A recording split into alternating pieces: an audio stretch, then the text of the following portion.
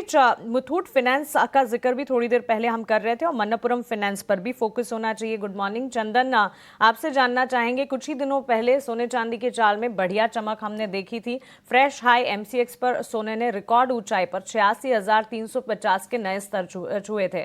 उसके ठीक बाद gold financing counters, jewellery counters focus में आ गए।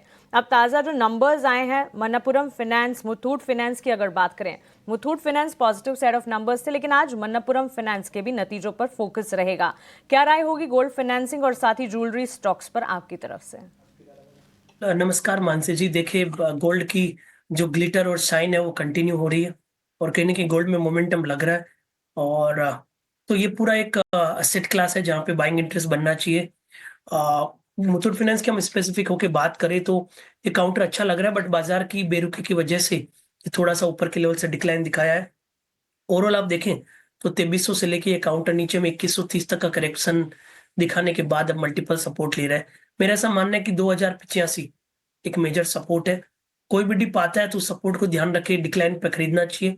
ऊपर में वापस 2300 तक के लक्ष्य यहाँ पे बनने चाहिए। तो मुथूट फाइनेंस पे अभी भी भरोसा जताया जा सकता है। मनापुरम की बात करें तो यहाँ पे प्रॉफिट बुकिंग थोड़ी ज्यादा हुई है ऊपर के लेवल से 3 दिनों में, बट फिर भी यहाँ पे 180 के आसपास के मल्टीपल सपोर्ट है। तो मुथूट फाइनेंस अच्छा लग रहा है, मनापुरम भी एक सपोर्ट के आसपास देखा जा सकता है। कहीं ना कहीं गोल्ड और इन 2-3 गोल्ड फाइनेंस कंपनीज में एक पॉजिटिव बायस बनना चाहिए। मयूरेश जी के पास। मयूरेश जी, बजाज फाइनेंस की बात की है चंदन जी ने, आपसे एक फाइनेंस काउंटर से ही शुरुआत करेंगे, वो है मुथूट फाइनेंस का। अगर हम लास्ट ईयर देखेंगे तो एक डिसेंट रिटर्न मुथूट फाइनेंस ने अपने निवेशकों को कमा के दिया है। नंबर्स जो आए हैं वो अच्छे हैं। हालांकि हाल फिलहाल की बात करें, इस साल की जो शुरुआत हुई है, एक रेंज का शेयर जरूर है, लेकिन मुनाफे में करीब 32% का, एनआईआई में करीब 42% की ग्रोथ है और एसेट क्वालिटी में थोड़ा सा ही सही लेकिन इंप्रूवमेंट है। मुथूट फाइनेंस को लेकर जरा व्यू दीजिए, कैसा लग रहा है आपको शेयर ये?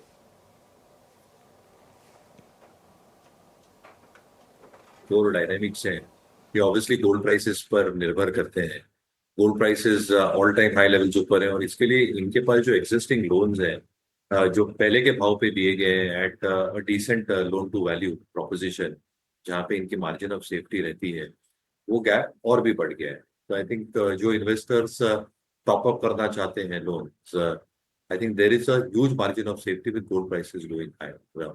दूसरा ये देखिए, जो आरबीआई के कर्व्स लगे थे पिछले कई हफ्तों और महीनों से पर्सनल लोन्स को लेके, अनसिक्योर्ड क्रेडिट को लेके, I think a large part of the population जिनकी क्रेडिट रेटिंग्स ठीक नहीं थी या जो ये लोन्स अवेल नहीं कर सकते थे because of RBI directives, obviously they have gone towards gold financing as an option.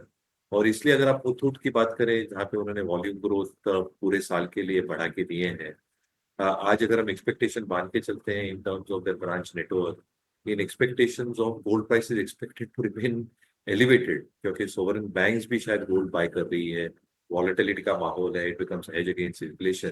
तो कहीं ना कहीं आई थिंक ये जो सारे अटकलें हैं, that is probably adding growth with improved cash flows. Obviously I think dynamics change हो रही है ऑपरेटिंग लेवल पे, and obviously I think because of better LTVs, I think जो आप एसेट क्वालिटी में थोड़ा सुधार देख रहे हैं वो शायद बैलेंस शीट पे दिख रहा है। तो मुझे लगता है कि शायद गोल्ड फाइनेंसिंग कंपनीज का प्रदर्शन अगले 1-2 तिमाही में भी अच्छा है।